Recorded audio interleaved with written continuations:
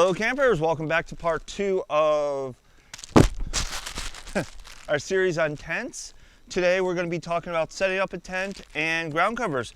I just got this new tarp from wish.com. Haven't even popped it open yet. We're going to lay it out as a footprint for my 12-person tent and set that up. And then I'm going to show you laying out a tent for a 6-person and a 1-person.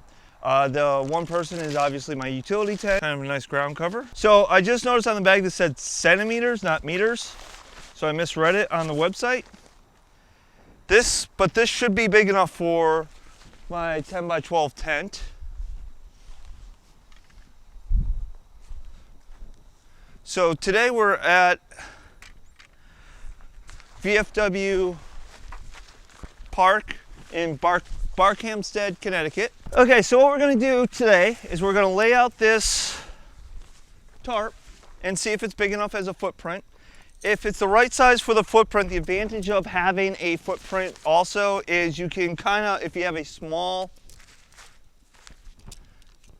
campground and you're not sure if you're going to be able to fit everything, all your stuff in, you can lay out your footprint and that'll show you if you have enough room for your tents. Now I'm just using some of the little metal tent spikes and my custom modified 8-pound sledgehammer with a 18-inch handle. I like using this. This is one of my homemade tools, because I can still get the same weight and ease of use that I get out of a full-size sledgehammer. That's a rock. But it takes up a lot less space, and much like Thor in Age of Ultron, the smaller hammer gives you a little easier of a swing. You can handle it one-handed very easily. I do it all the time. Well, this is a very nice tarp. It's a little too small for my big tent. So,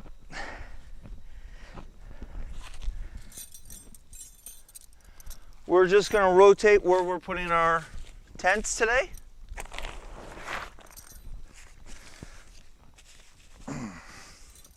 Because this is about the right size for my 6-person.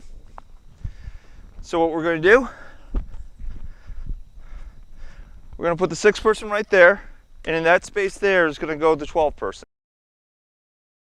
So I do have,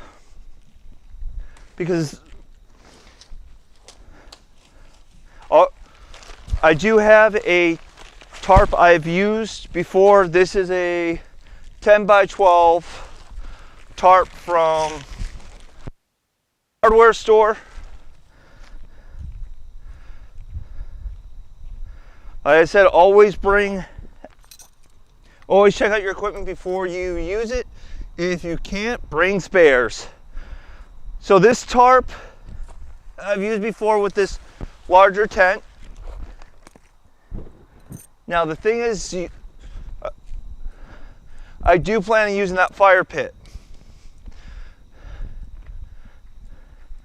So what we're going to do is I'm going to pause, move some stuff around, because I want to have plenty of clearance around that fire pit.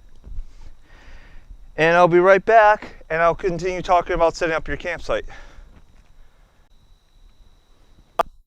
Okay, campers, I'm back. So when you're setting up your ground cover, you want to kind of figure out how it's going to lay for your tent. Look overhead, see if there's any branches that are going to be in the way or a problem.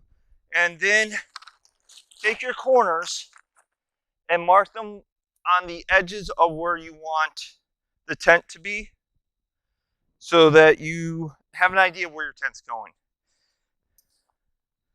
I would even recommend going about 6 inches in from where you want the edge of your tent to be, because you do want your tent to overhang your ground cover. And then what you're going to do is you're just going to, I know I'm off screen, you're just going to walk and go to the four corners, short end, long end, short end.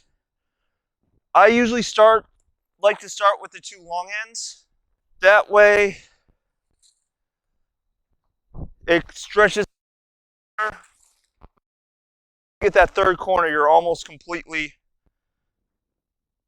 set.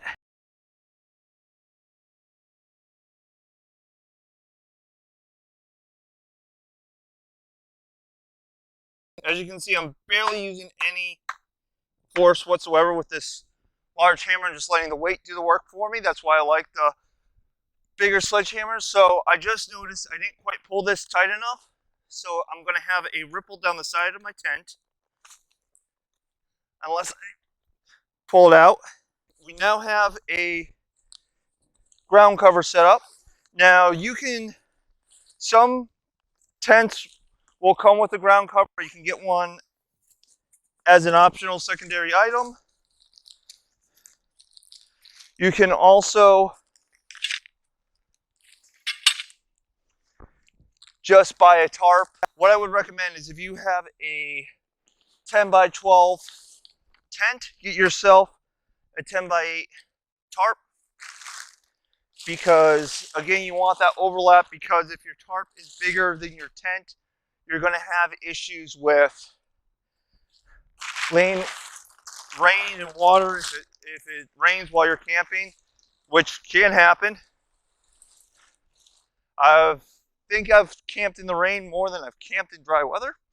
So when you're setting up your tent and it rains, if your tarp is smaller, it will protect the bottom of your tent from the mud that will get created, but it won't cause puddles in your tent. Also, look at how this tent here is a 12-person, and it says it's a two-person job, and it really is. Actually, it usually takes 3 or 4, but I am unfortunately camping myself this weekend, just so I can make content for you folks.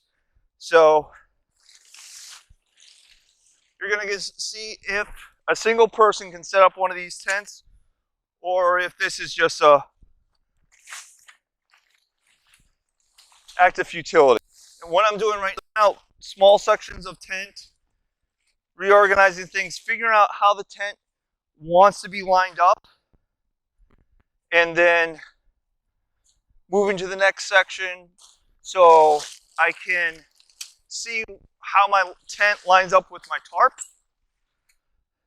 and how I have to maneuver things so that my tent will stand up when I'm ready for it to.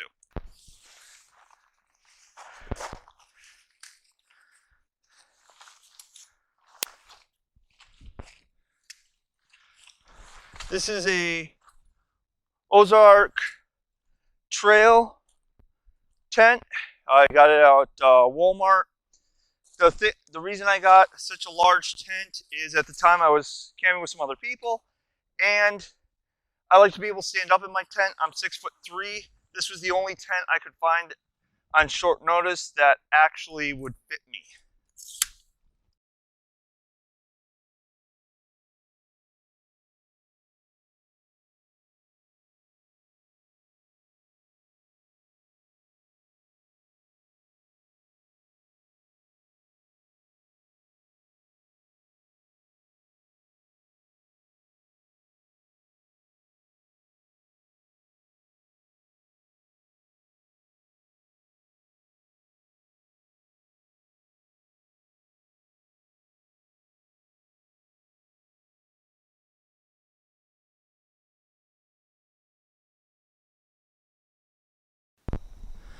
Okay, campers, it took a little finagling. It's a lot easier with multiple people, but just to prove it can be done. Okay, so the next step is to put on the rain fly.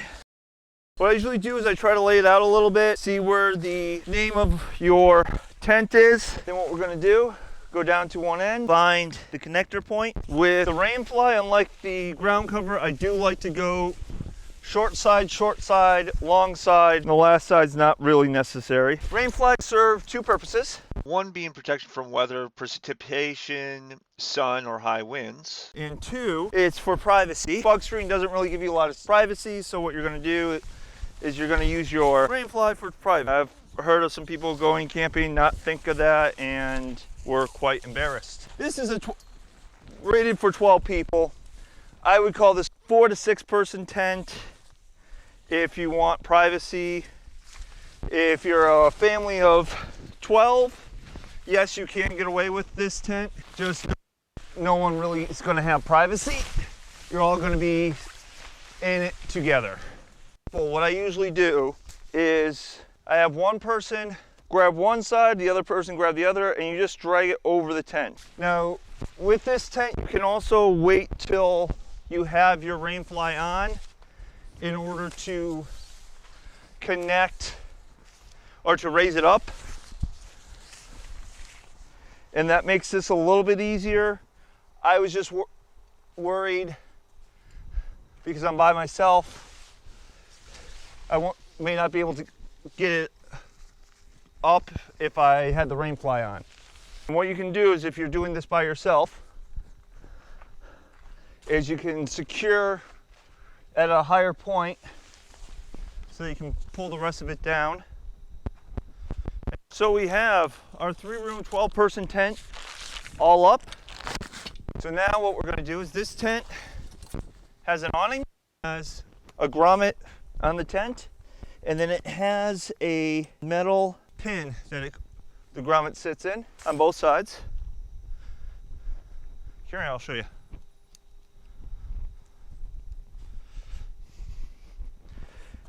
So this piece here is where the leg for the awning goes, and it helps keep it out of the way, gives you a little bit of a shade shelter. So it's just good to, so it's a good idea to set it up out of the sun to hang out if you want that, or you could, if it starts raining, you can huddle underneath it for. Okay, and the last thing I'm doing here is just going around the tent, driving the stakes in, and making sure everything's taut so that the tent is protected against winds and rain and not going to fly away on me.